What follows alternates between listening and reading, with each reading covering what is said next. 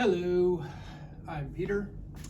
Today I'm going to show you one of my favorite improv yoga props.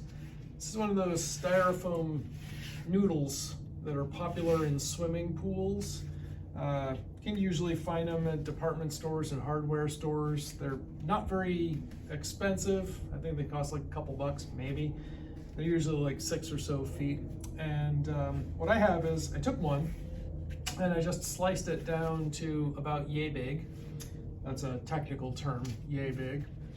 And what I like to use this for is especially in a yin pose called saddle, which I've demonstrated here before.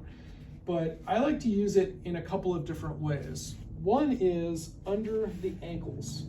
If I put it there, it relieves just enough pressure under the ankles that I can sit fully and relax without having to tense up the muscles in the legs.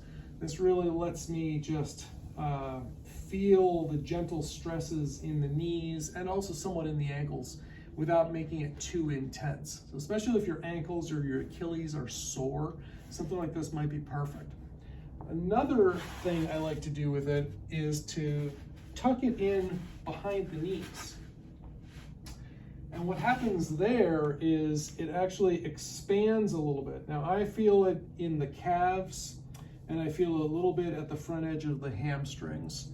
But what it also does for me is it takes a little stress off of the knees itself. So you may think it may sound a little counterintuitive, but what it's doing is it's keeping the knees from fully compressing, right? So it's taking just a little bit of that stress off. And in effect, it's also stretching the knee apart a little bit. I know that might sound a little bit scary, but it's really not. It's a very gentle stretch. And you can also supplement that. If this is still too much, you might sit up on a block in addition to, say, tucking something like this behind the knees. I've also demonstrated before using like a rolled up blanket or a beach towel behind the knees to take away some of that stress.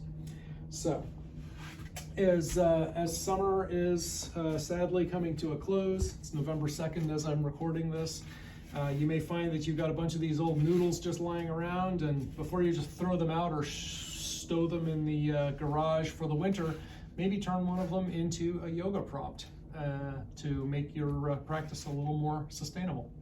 All right, until next time.